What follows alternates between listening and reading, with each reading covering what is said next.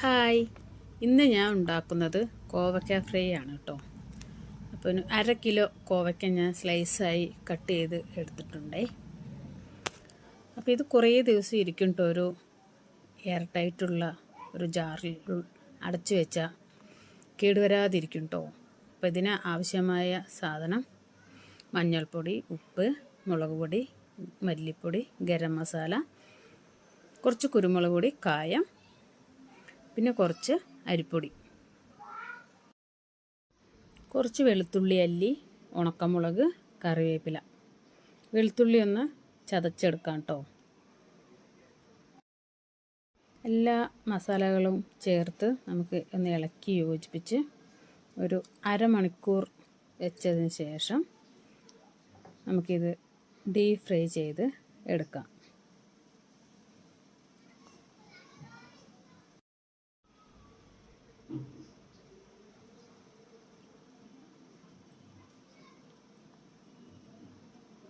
നന്നായി മിക്സ് ചെയ്തിട്ടുണ്ട് കേട്ടോ. അപ്പോൾ നമ്മൾക്ക് ഒരു അരമണിക്കൂർ വെച്ചതിന് ശേഷം ഇതൊന്ന് ഡീപ് ഫ്രൈ ചെയ്യാം. അതിനായിട്ട് ഞാനൊരു കടായി സ്റ്റൗവിൽ വെച്ചിട്ടുണ്ട്. കുറച്ച് ഓയിൽ ഒഴിച്ച് കൊടുത്തിട്ടുണ്ട്. അതൊന്ന് ചൂടായതിന് ശേഷം ആദ്യം നമുക്കതിലോട്ട് വെളുത്തുള്ളി ചതച്ചതും വറ്റൽമുളകും കറിവേപ്പിലയും എല്ലാം ഒന്നിട്ട് ഫ്രൈ ചെയ്ത് എടുത്ത് മാറ്റാം. അപ്പോൾ ഈ വെളുത്തുള്ളിയുടെയും കറിവേപ്പിലയുടെയൊക്കെ നല്ല മണം നമ്മൾ ഈ കോവയ്ക്കയിലേക്ക് പിടിക്കും കേട്ടോ. നല്ലൊരു മണമാണ്. അതിനാണ് ഞാനിത് ആദ്യമേ വറുത്ത് കോരി വെച്ചത്. ആ കറിവേപ്പിലയുടെയും ആ ഒരു മണം നല്ല മണമാണ്. അപ്പോൾ ഇതൊന്ന് മൂത്ത് വന്നതിന് ശേഷം നമുക്കിതൊന്ന് കോരി മാറ്റാം കേട്ടോ.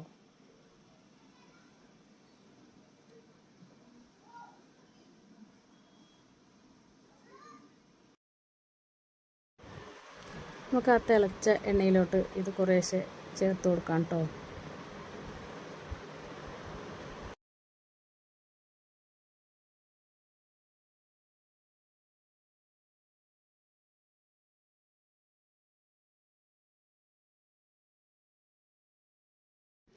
അപ്പോൾ ഇത് നന്നായി ഫ്രൈ ആയി വന്നിട്ടുണ്ട് കേട്ടോ.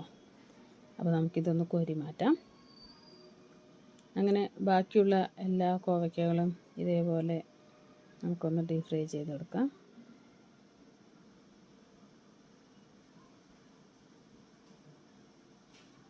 അതിലോട്ട് നമ്മൾക്ക് ഈ വറുത്ത് വെച്ച വെളുത്തുള്ളി, കറിവേപ്പില, ഉണക്കമുളക് എല്ലാം ചേർത്ത് നന്നായി ഒന്ന് മിക്സ് ചെയ്തിട്ട് എടുക്കട്ടോ. നല്ല ടേസ്റ്റാണ് കേട്ടോ. നിങ്ങൾ ഒരു പ്രാവശ്യമെങ്കിലും ഒന്ന് ഉണ്ടാക്കി നോക്കണേ.